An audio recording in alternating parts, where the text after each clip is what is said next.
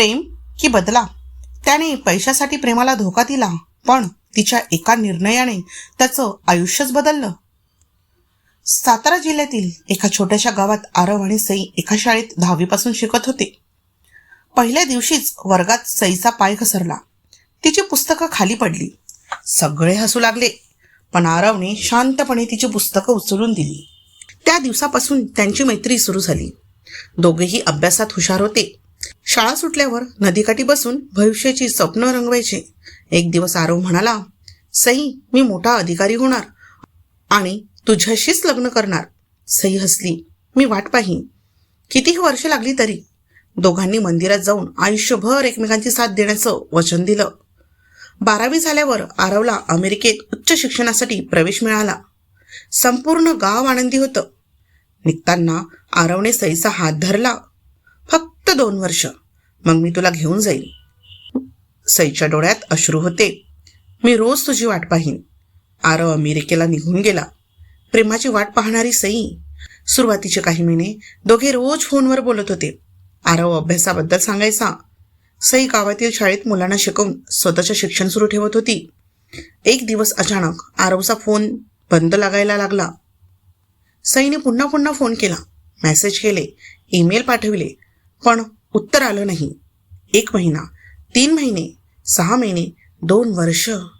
सई रोज त्याची वाट पाहत राहिली. तिने कोणाशीही लग्नाला होकार दिला नाही.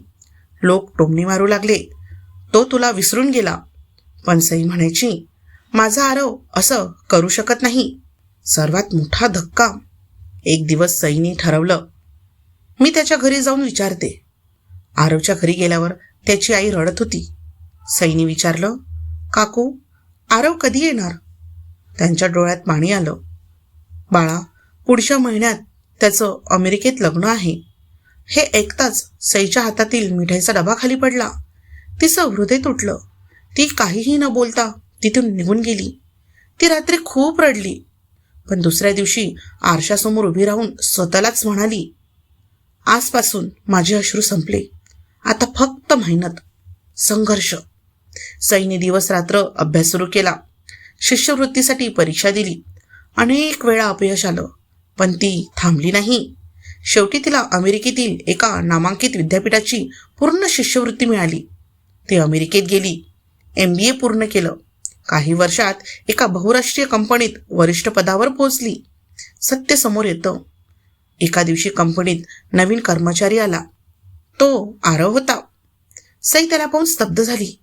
आरवने मान खाली घातली.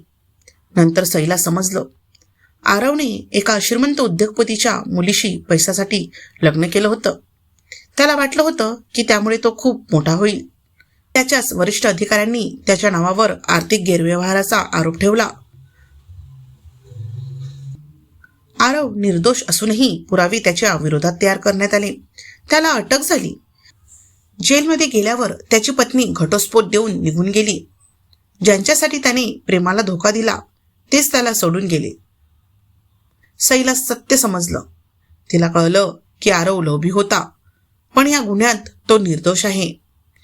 तिने स्वतःच्या ओळखीचा वापर करून सर्वोत्तम वकिलाची मदत घेतली. पुरावे गोळा केले. खरा गुन्हेगार पकडला गेला. आरवची निर्दोष सुटका झाली. जेलमधून बाहेर येताच तो सईच्या पायाशी परसला. सई, मला माफ कर. पैशाच्या मागे धावताना मी खरं प्रेम गमावलं. सईच्या डोळ्यात अश्रू आले. ती शांतपणे म्हणाली, मी तुला माफ केलं. आरवच्या चेहऱ्यावर आशेचं हास्य उमटलं. तो म्हणाला, मग आपण नव्याने सुरुवात करू? सई हलकसं हसली. नाही आरव. का? कारण मी ज्या आरववर प्रेम केलं होतं तो अनेक वर्षांपूर्वीच हरवला. मी तुझी खूप वाट पाहिली. एक फोन, एक सत्य, एवढंच हवं होतं. आरव रडू लागला. सई पुढे म्हणाली, आज तुला पाहून मला राग नाही, दया येते. तू पैशामागे धावलास आणि सर्व काही गमावलं. तू मला धोका दिलास, पण त्या धोक्यामुळेच मी स्वतःलाच घडवलं. आज मी तुझ्यापेक्षा मोठ्या पदावर आहे, पण माझा सर्वात मोठा विजय पद नाही, तर माझा आत्मसन्मान आहे.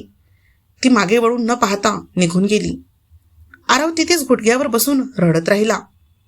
प्रेम कधीच पैशाने विकत घेता येत नाही. विश्वास तुटला की नातं संपतं, पण त्या वेदनेतून स्वतःला घडवणारा माणूसच खरा विजेता ठरतो. कथा आवडली असेल तर व्हिडिओला लाईक करा, कमेंट करा आणि अशाच सुंदर कथा पाहण्यासाठी चॅनेलला नक्की सबस्क्राईब करा. धन्यवाद.